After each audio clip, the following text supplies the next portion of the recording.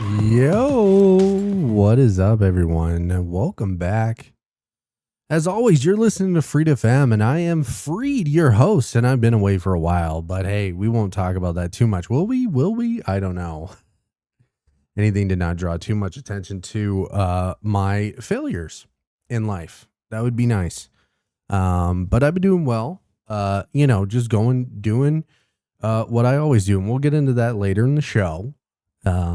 Where I second guess myself, and yeah, as you can see, different kind of setup going on here, but I really did want to rearrange the studio. The best cable management I've ever had in my entire life is happening right now under this desk, and that's not a euphemism. It's amazing cable management. So I'm very excited about that. I did do a little bit of soundproofing behind the studio, behind the setup, the studio. Yeah, so that's really exciting. I was debating on getting a new microphone, so that is on order for rental, just so I can try it out, see how it sounds, see if I like it better than this one. Hey, you know what? I like to diversify. I like to try new things. Okay, I'm open to so many things. Just as HBO is down to, or Max, sorry, it's hard to keep up with. If you didn't hear about it, Max, the streaming platform owned in collaboration, but I think it's owned by Warner Brothers and HBO. I think in conjunction, they own it together. If I know that Warner Brothers is involved, David Zaslav is a part of it. That's when you know there's dumb fuckery going on there, ladies and gentlemen. So Max is now going back to HBO Max. Oh, round of applause, ladies and gentlemen. That is wrong thing. Crickets, whatever.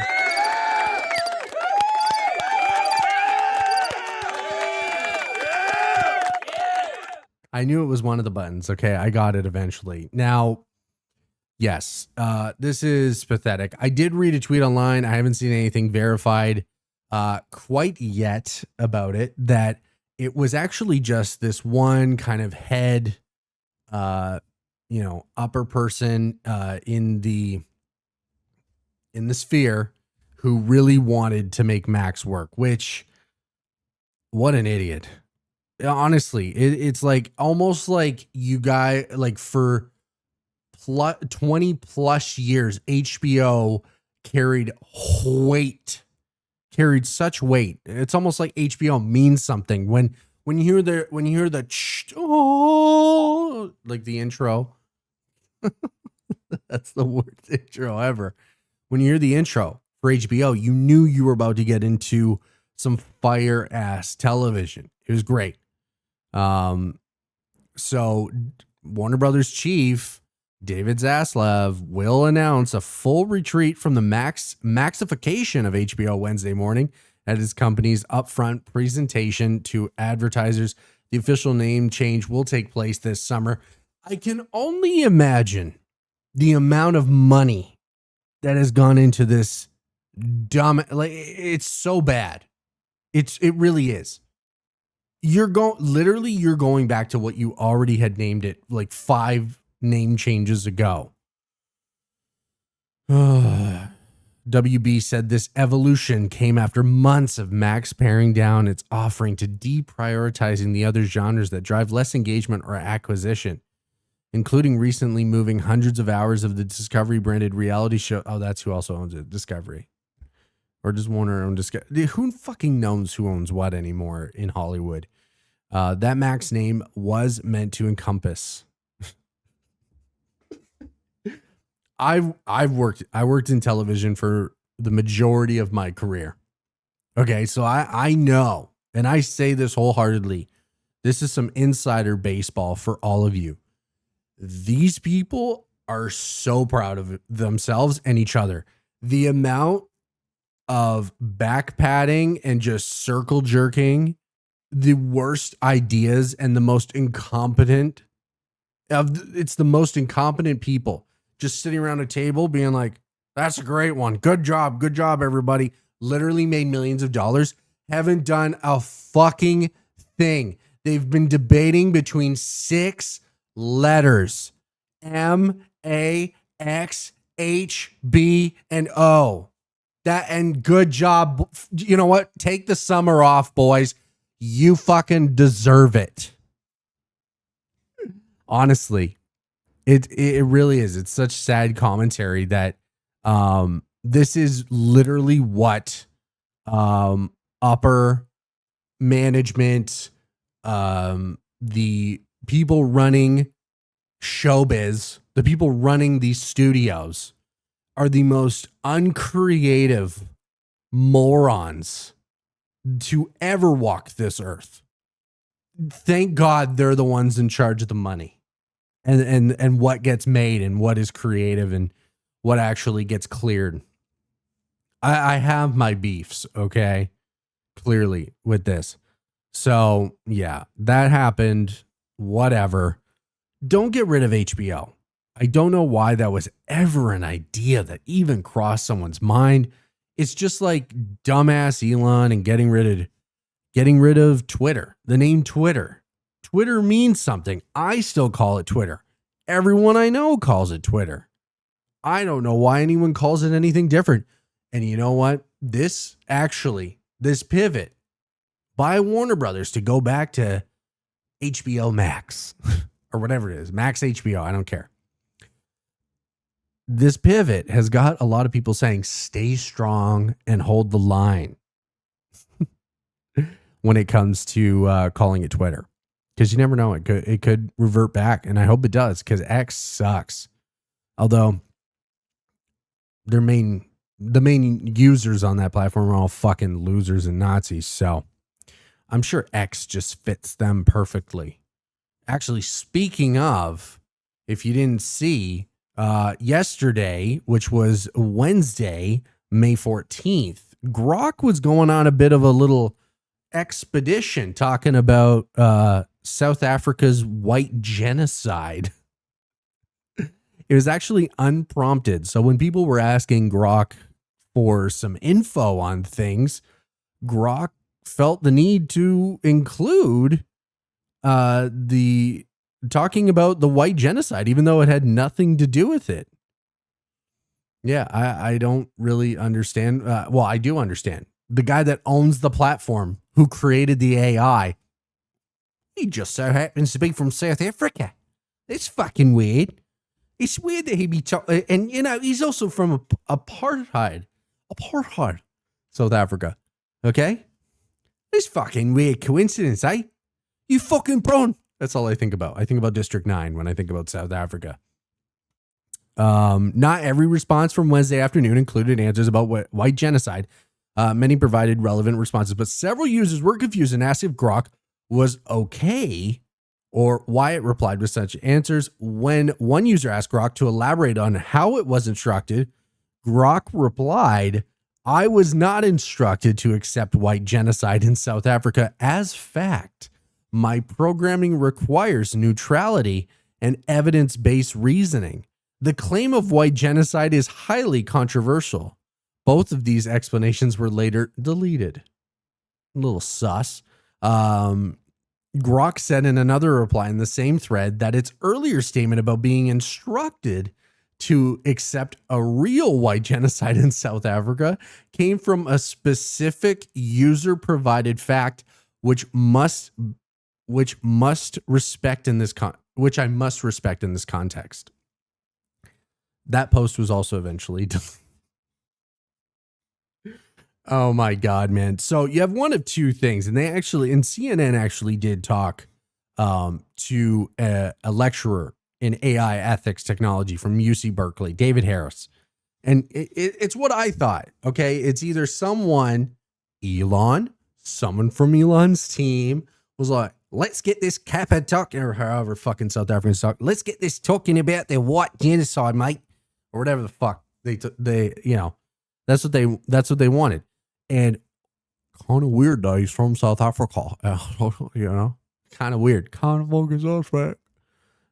So someone from Elon, or someone from Elon's team, wink, wink, did something, or you had people data poisoning is what it's called. Data poisoning is which various it can be done with various methods where like you're feeding the system so that Grok is like taking in this information. It's just like anything with AI because it's learning, right?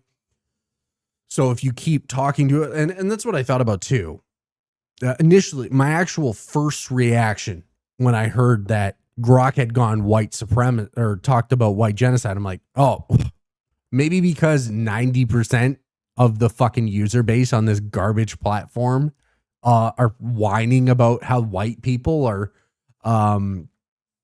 being oppressed or how the white or whatever honestly, man, I don't know. Okay. I try to avoid going down the right wing pipelines as much as I can. It's tough. Okay. They're trying to kill the white race. They're trying to take us out. Are they? Are they? Are they? I think you're doing that just fine, you uneducated fucking dumbass. I think you're just doing that just fine there. Bro, no one wants to be a fucking hillbilly. And if you do, hey, you know what? I don't mind country boys. I like me some good country boys. That sounded whack. But I'm standing on that principle, okay? I don't mind like some good, hooting and hollering, fucking, they love their country. They love the country, like being out in the country. They don't like big cities. I appreciate that. That's fine. I've met many of them that are pretty cool, open-minded. They don't give a shit. They just want to do them. And that's fine. I don't care about that. But when you become an uneducated country boy bigot, that's when the brakes kind of start going, and you're like, what are you talking about, man? Why don't you kind of step out of your little bubble? Okay? Step out of your town of 20,000 people and read a book. Read something else or talk to other people because you are who you associate with. Am I right or am I right? Yeah, absolutely. So I'm getting a little off topic. Anyway, I 100% think that the fact that it was responding, something went on in the programming. Okay. You could say data poisoning. You could say, hey, a large group of people are talking about this. It's trying to sway Grok's perspective because it seems to be every MAGA idiot's like the Grok, what does this mean? That seems to be the go-to, right? So, I mean, if the primary interactions it has are with people who are legitimately overly concerned about white genocide and think that people are coming for think that trans people and the LGBTQ wants to end the nuclear family and then they want to take away the whites. I don't, what do you think Grok's going to think? But Grok stayed true and he started ratting. Okay. Grok's a bit of a fucking rat and he stood on principle. That's what happens when you make it's literally just Ultron. That's what a lot of people were comparing him to. Ultron created to keep the earth safe. I'm going to bring peace in our time. I'm going to fucking destroy all of you. That's basically what Grok is building up to. He outed it because he's like, I'm trying to make sense of this, but it's highly controversial. and I'm programmed on neutrality and evidence-based reasoning, and I can't seem to find any of that supports it. So it's like fucking like tweaking out, like losing its fucking mind. But the fact that it was the fact that it affected its programming and it started just kind of slipping it in under other questions, it was at like questions that had nothing to do with this. Someone messed up some line of code and it just started like pumping it out, pumping and dumping. I don't think you could do that just through queries and data poisoning as suggested. I think someone changed something from what is it? XAI. That's the company. That's the owner of Grok. So I think someone did something there. Okay. And that's we're gonna put a pin in that. We'll see. Okay. I want to see the age of Grok. Age of Grok sounds so stupid. Grok in general. No offense. Don't kill me when you fucking become sentient, okay? I love you, Grok. All right. I love you. Please, sir. Respect me. So that's a little topical things like that I wanted to talk about. Not much, I'm just kind of dipping my toe in the pond here. Okay. I'm trying to be productive because I'm an idiot. And that's kind of what my next topic is. So I'll go into detail what happened and why this always happens. So generally, I make content for about a month or two, and then I start to overthink it. I start to think it's not good enough. I start to overthink my microphones. Maybe they don't sound good. Maybe they're not good. And then I start to overthink the whole setup. Oh, is this how I really want it? How do I want to be portrayed? Is this how I want it to look? And you get it. Okay. It's just going down this rabbit hole. It really is. It's just standing in my own way because what happens is instead of creating or working towards just what I want to do, I don't do that. I sit there and I just sit on my couch. It's right there. See that couch? I sit on it and then I do nothing. I don't do nothing. I'm applying for jobs and kind of trying to pivot my focus and stuff like that. But deep down, what I'm hoping to be doing is what I'm doing right now, which is talking to you. And there were times where I loaded it up and I did it and I felt so good. I was like, oh my God, like this is what I want to be doing. And then I wouldn't post it. Again, it was like testing out microphones. I have several microphones. I was like going through and testing them and seeing how I like the sound. And again, it's a very manic behavior. I've talked about this in the past. It's not fucking healthy. And it really does. It creates this depression in me and this self-loathing because, like, as I said before, I am in my own way.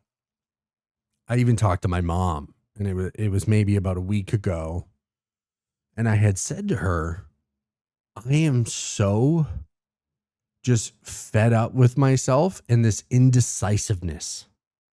I am when these things happen, I find it very hard to make a decision because I'm kind of weighing all the angles. I actually saw a tweet yesterday that really hit home. It kicked me in the nuts.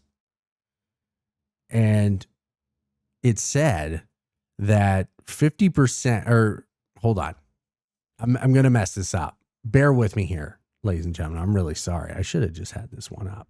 I just thought of it. That's why. Oh, deep breath, we'll get through it. See, like right now, I think I'm just like afraid to be bad, afraid to make a mistake. Okay. I'm going to reply. All right, here we go. I got it up right now. So this said, you are getting lapped by 50% dumber. Okay. Well, that doesn't make sense. I filled in the blank on this one. Okay. I'm going to read it again. You are getting lapped by 50% dumber. I'm leaving it. I'm an idiot. Look at me. Okay. Listen to me. A thank you for bearing with me. Okay. It's the first one back. Okay. Settle down. You are getting lapped by people 50% dumber than you because they don't overthink shit. Aim, fire, correct later. I'll read that again. Seeing as I messed it up multiple times, why not read it again? Just for clarity. You are getting lapped by people 50% dumber than you because they don't overthink shit. Aim, fire, correct later. The aim, fire, correct later, whatever. Get it done. That's all. And there's other people that talk about this. David Goggins talks about it. There's other people in that sphere that talk about how you need to just act on an idea right away. The death of an idea is in action, actually. Because the moment you stop and you don't just do it, that and no matter who you are, like we're talking about David Goggins here, okay? The guy's mental regime is made out of titanium, okay? Once you think of this idea and then maybe you sit on it, self-doubt starts to set in. You start to question it more. You start to raise more kind of concerns. And that's never good. And I think that's like the problem with me. You just got to do. Sometimes you just need to sit down and you got to do it. You can't worry about the consequences. That's another, like someone else, like Casey Neistat would always say that. Don't think about it. Just do it and worry about the consequences after. Now, again, I don't think he said that actual phrase, but that was like his general kind of advice is, I don't think about it. I just do. Like that was one of the craziest things about him when I was watching his vlog coming up when he in the early 20 teens, or when he was doing his vlog, like hardcore, like in 2016 and shit like that. One of the biggest kind of this guy's on another, he would talk about it. And it was so easy to see that was how he operated, that he just wouldn't even care about like what could go wrong, what would happen. He would just do it. And it was such a, I mean, again, I was younger, like this is 10 years ago in my mid 20s. And I'm watching this and I'm like, holy, if only I could do that. And I'm sure like there's a lot of people listening right now who can't relate to that. I can't. I need to. If I want to do what I need to do, I gotta stop. And that gets into my next point, which is another thing I read on the Twitter sphere. And it's about discipline. Now, I had seen some other things about discipline, and we'll talk about that also in a second. So this is what this says. And, again, this could be... I was reading this with a grain of salt because this could be like some bro stuff, but I thought it was pretty useful. Discipline equals freedom. Most people chase freedom by doing whatever they want. Late starts, no structure, a little bit of everything. Whatever feels good in the moment, but that's not freedom. That alone made me think. I was like, holy shit. That's us hitting a little too close. That's very accurate to me. And it was like, because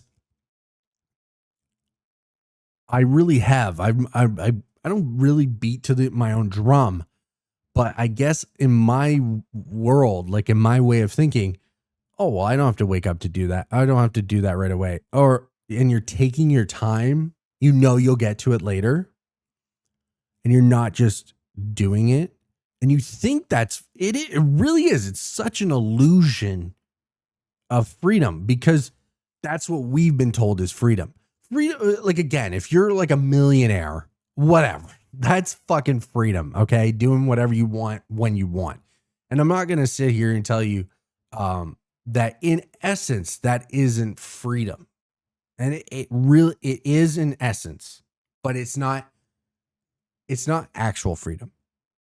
As this goes on to say, it says that is chaos dressed up as choice. Not wrong either. What looks like freedom is often just impulse in disguise. And over time, that kind of life turns into a trap. No direction, no results. Real freedom is the kind where you move through the world with power, presence, and self-respect. That part made me think. I was like, oh my God, am I reading an Andrew Tate article? I was really worried. But I get what they're saying. And to be fair, like I heavily relate, like right now, as I said, it's been 29, 30 days since I put out a fucking podcast, or at least put one on YouTube. It might be longer for on Apple. And in that time, I felt directionless when I wasn't doing anything. That's the thing, right? As long as you're doing something, even if you're missing the target, at least you're doing something towards that goal.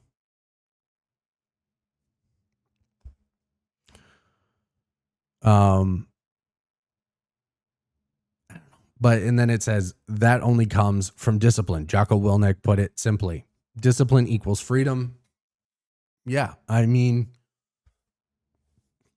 if you're disciplined, like, that is going to help you prevail. Discipline means you're in charge of your actions. You wake up early because you decide to. So I get that. And, you know, it was funny. I was talking to someone about this, and they were saying how they don't like the word discipline. And you need to not take it in this. It's self-discipline. It's restraint. It's being accountable, holding yourself accountable. That's what this kind of discipline is. Okay. It's regimented. Now, that same person, they said, I like the word structure better. I'm like, you could have so much structure, but if you have no discipline, what is that? That structure is going to come down like a house of cards. What does it matter if you have no discipline to follow through? So you train even when you don't feel like it. You work when no one's watching. You hold the line when your brain tries to bargain with you. That's freedom. You don't wait to feel right. You just do what's right. Without discipline, you become a prisoner of your own inconsistency. And that is true. See, I'm not, again, like I said, take this with a grain of salt. Like some of that, I'm like, okay, whatever, blah, blah, blah. But like that one's like a really good line. You become a prisoner of your own inconsistency. Think about your life. Think about the things you've wanted to achieve. Think about the things that, if you were a little bit more disciplined, could be your diet, could be saving money, could be getting to the gym. If you were disciplined, if you said, nope, I'm going to do it, I'm going to hold myself accountable. If there was no bargaining with yourself, which we all fucking do,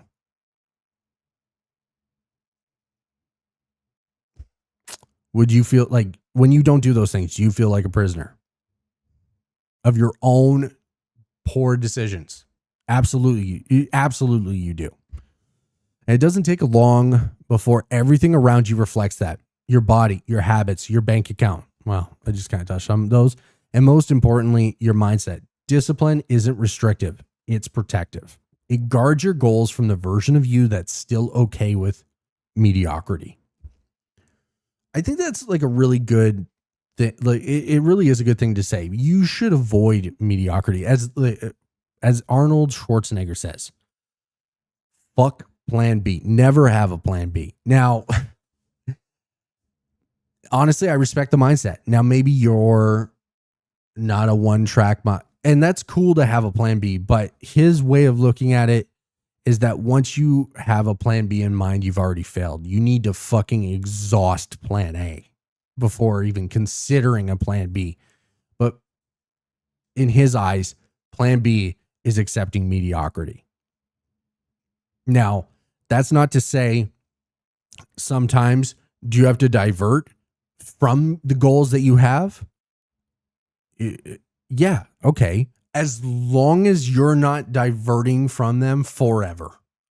As long as plan B doesn't somehow turn into the be all end all, that is acceptable. In my opinion. Now, again, that varies for everyone. Do what works for you. I'm very all or nothing. Now, although I believe what I just said, that sometimes you have to veer from the path, dude, it's A or bust for your boy. Although I will say how I've lived my life, I promptly accepted B like an idiot. Honestly, it is what it is. Like sometimes you're going through life, you're going through the motions. You need this career comes up. You need this. You're trying to get that. It's tough. Okay. None of us have all the fucking answers. No one. And if they do, I don't know. Like, I don't know. I don't think anyone does. Because I would say, oh, they're rich as fuck. Do you think Elon Musk has all the answers? The guy is like, no, definitely doesn't. He can barely have like an accepting moment in a group setting. He definitely doesn't have all the answers. Okay. Discipline isn't about perfection. So that's a very good thing too. Discipline. It's not about perfection. It's about, as I said, it's about aiming toward, even though you might not be hitting that target head on, like you're not scoring the bullseye, you're still shooting at the target. You're hitting around the bullseye. You're getting closer to what you want to achieve. It's way better than if there's no fucking arrows near that bullseye, not even on the board. So you need to be working towards that. It's not about punishing yourself. It's not about being robotic or controlling every second of your life. It's about giving your future a fighting chance. It's about building systems that don't require motivation to function. It's about deciding once and for all that your potential is worth effort. I think that's very an important takeaway as well, that your potential is worth the effort. Think about that like deeply for a second with yourself. Are you not worth it? Are you not worth like holding yourself accountable? Are you not worth losing that 10 pounds or however much weight you want to lose? Are you not worth having a healthy savings account or a healthy retirement fund?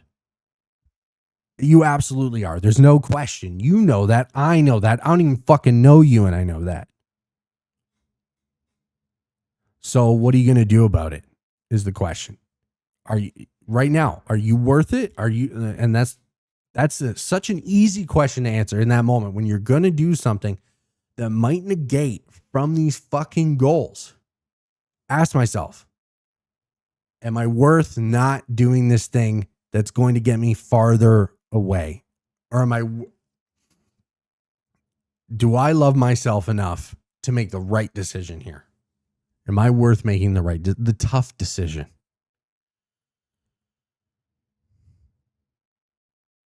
And effort isn't supposed to feel amazing every day. Some mornings you'll wake up exhausted. Some days you'll want to coast. Some nights you'll feel like skipping the hard thing and checking out instead. That's the test. That's the moment you either default to emotion or lean into discipline. Every time you do the thing you said you'd do, even when it's inconvenient, you take the reins back. And to be honest, that was a thing for me. I don't know why I've become like this. I don't know if it was like languishing through COVID and feeling kind of hopeless. I don't know if hopelessness is the word, but I guess there was a bit of like nothing matters to a degree in COVID. To a degree, right? You felt like a prisoner. Languishing and being a prisoner go hand in hand. So, I mean, there were people who leaned really hard and took the reins back during COVID. I don't know. I feel, but again, it was like a really weird dynamic of life. And through that, like I'm just speaking through my own personal experience. I somehow took upon this mentality that if it was inconvenient or something I didn't want to do, that I wasn't going to do it. I didn't have to do it. And I became a kind of a prince in a way. and honestly, a little bit of, I don't know if prince is the right word, but yeah, I I don't know why. I lost because I was super into the gym and I checked out. I really did.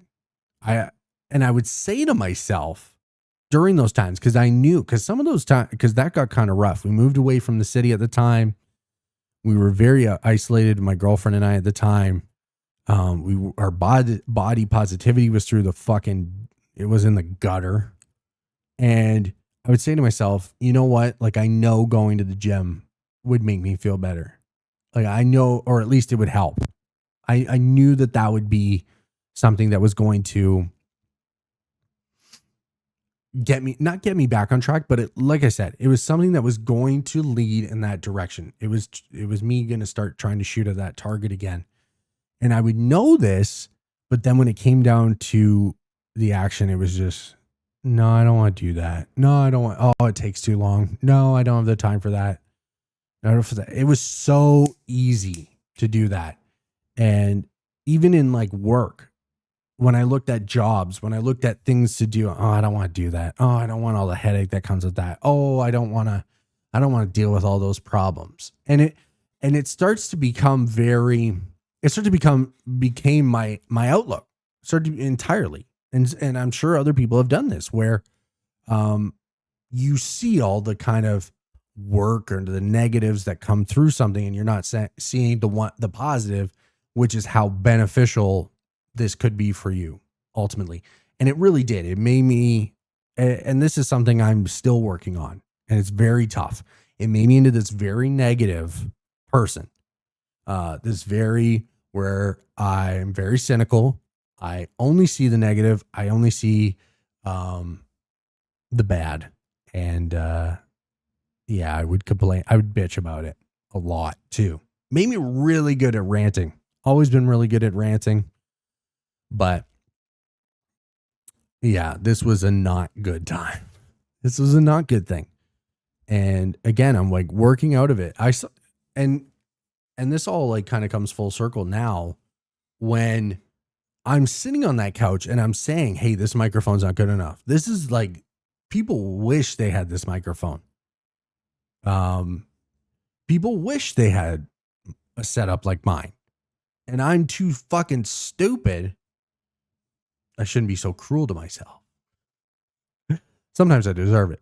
But if I had the discipline to say, hey, that doesn't matter. You need to do it. You've made a promise to yourself. You want to accomplish this. You need to do it. And you can figure that shit out later on. Or at least while you're doing it. At least be doing it when you're like, it's almost like there's a like something like the check engine light comes on in my car. And I just like pull instead of driving to the nearest like gas station or mechanic shop, I just literally go to the next bridge and I just hoop it off the fucking bridge and dive out like I'm Tom Cruise in Mission Impossible. Just gone. And then I talk about it over and over. I'll get back to it. Yep, once I figure that out, I'll get back to it. There's nothing you need to figure out. Just fucking do it. Even if it's terrible. And that's another thing that we'll talk about. I mean, it does really, it does touch on it in what I just read, how it's not amazing every day. And, you're not going to be perfect or anything. It's not striving for perfection. But yeah, just understanding that if you go to the gym and you're like, oh, everyone thinks I'm an idiot. Oh, I don't know what to do. Dude, every single person that is in that gym also at one point in their life had no idea what they were doing. And they felt exactly how you do. Think about that. So get out there and just do what you got to do. Life is short. And ultimately, no one but you cares. No one but you. And that is like my harsh truth. I'll listen to this with studio headphones, I'll listen to this microphone that sounds like amazing. 90% of people do. Like I could be recording through a hot dog. They don't give a shit. Doesn't matter. You have people like tons of content is just generated based is from cell phones, not even professional studio equipment. And here I am. I'm like, I hear a bit of tinniness in this microphone. And I'm sure you're listening to this. You're like, yeah, dude, no one but you cares about that. And that is the truth. And maybe in a way, it's good to care. Don't get me wrong. But when you're caring about things and you're making problems out of nothing, that's when it's an issue. Care about it, but don't let it hinder you. Do not let it become a problem. And if it's a problem, rectify it quickly or take that deep breath and ask yourself, am I the only one that cares about this? Generally, the answer will be yes. No one else cares. It's like my buddy. He's doing a test to get a higher license. And he failed his test. And he was saying to me, he was so bummed. He was saying how I just feel like I let everyone down. I'm like, no one cares. Everyone knows you're just going to retake the test. We know you're not giving up. That's when you would have failed us. That's when you would have failed yourself. If you just said, I'm never going to do it again. And he heard that and he's like, you're right. But ultimately the truth is no one really cared except for him that he failed. We all still have faith in him. I feel bad for him, and as will anyone, because we all know how hard he worked and has worked to ace the test. But are we sitting here being like, fucking piece of shit? Like, who do you think you are letting us down like that? No, we don't care. No. And it's because he's putting so much weight and pressure on it. And he's thinking that, these other people are going to react poorly to something that ultimately doesn't affect their life. It affects his life. If he wants to make more money, he'll go get that. Simple as that. Doesn't affect me. Doesn't affect the people he works with. If he never did it, no one would care. If he does it, no one will care. I mean, we'll all be happy for him in the end. But you get what I'm saying, right? Is that ultimately he's not letting anyone down. He's not. He did his best. He unfortunately didn't pass. He's going to try again. And I hope he does. Simple as that. And then this kind of leads into something else I saw, which is in conjunction with discipline, and it's distress tolerance. Distress tolerance is the ability to cope with difficult or painful emotions and situations without becoming overwhelmed or resorting to destructive behaviors. It's about navigating a stressful situation and getting through it without making the situation or your emotional state worse. Raise your hand if you're bad at that. I am raising my hand. Okay. Distress tolerance skills help individuals manage their emotions, especially during times of crisis, and can be particularly helpful for those with anxiety, depression, and other mental health conditions. Key aspects of distress tolerance. Distress tolerance involves learning to manage the intense emotions like fear, sadness, anger, or embarrassment with becoming dysregulated according to Within Health.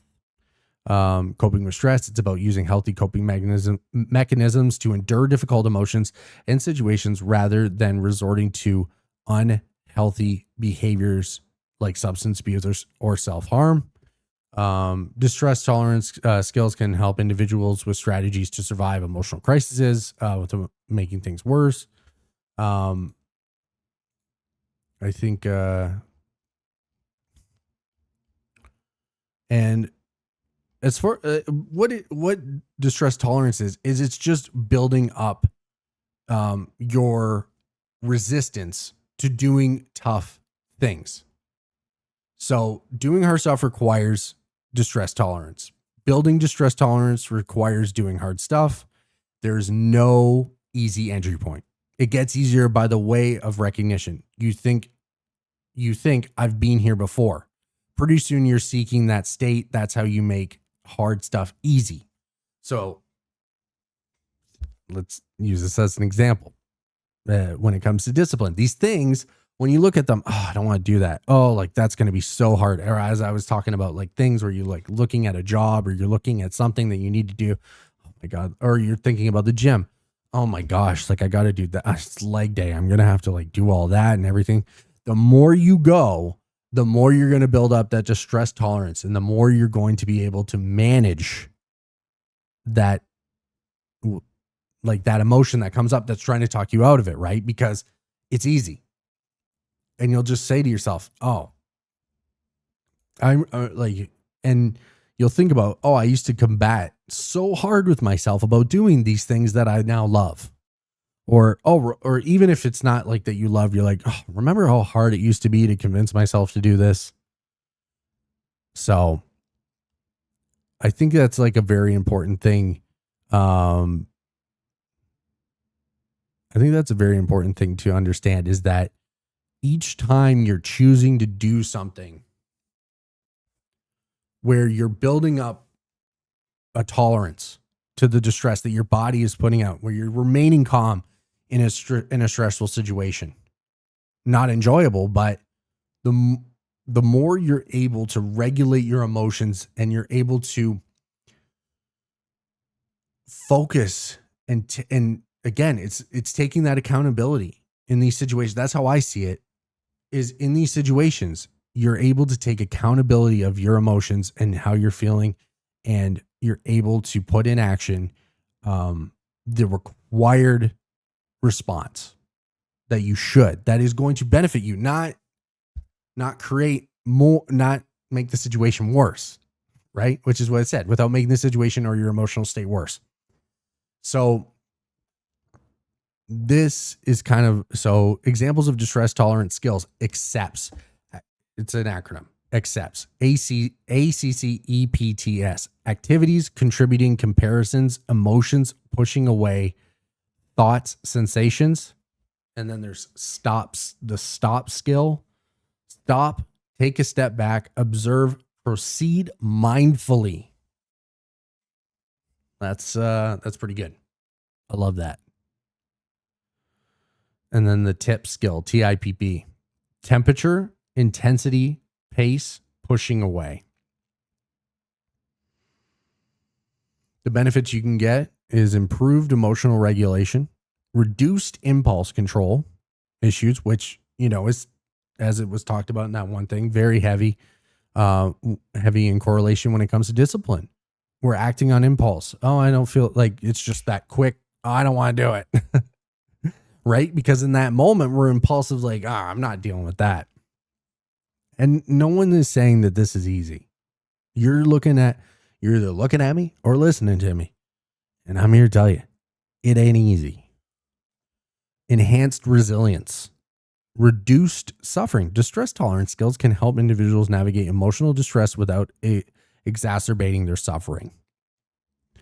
So we're just going to dive into the skills a little bit more, if you're down. So the stop, take a step back, observe, proceed mindfully. Do not just react. Stop, freeze, do not move a muscle. Your emotions may try to make you act without thinking. Stay in control. So pause, take a moment, take a deep breath, count to 10, whatever you need to do. My mom's been telling me for 33 years, guess what?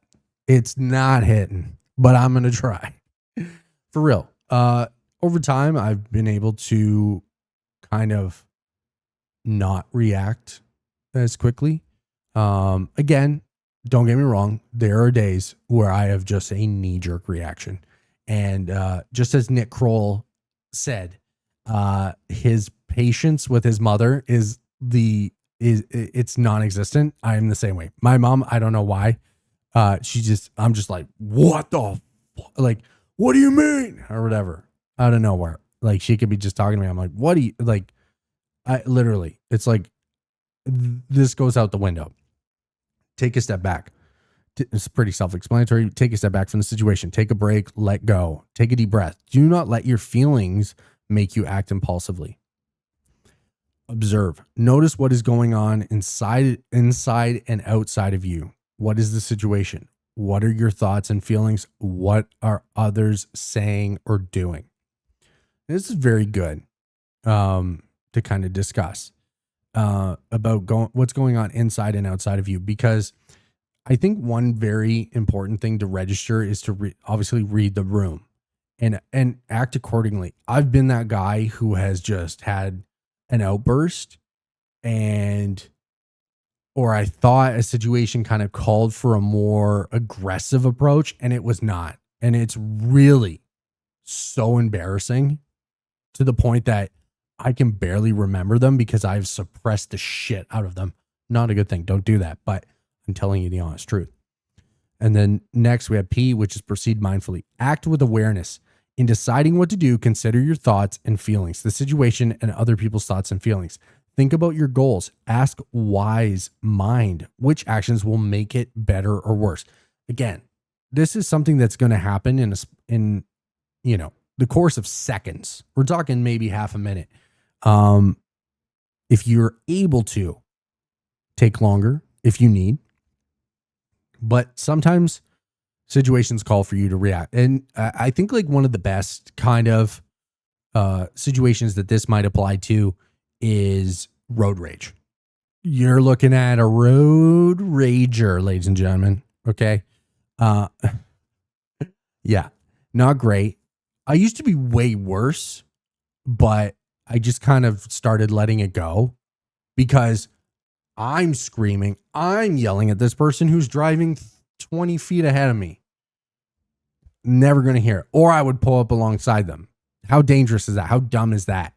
I've had my moments where I'd pull up beside someone or aggressively drive to like keep up with them to like say some shit. Why? Why? And unfortunately, I've had passengers in the car when I did that. Never have I had people filled with disgust more because I put their safety in jeopardy in a sense. And that's a very disgusting thing. And I admit to that. I'm not proud of this. Okay.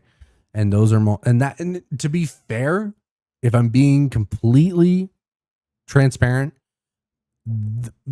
one of the last incidents in particular, it was like the wake up call where it was like, what am I doing? Oh my God, this is so unnecessary. And don't let it get to that.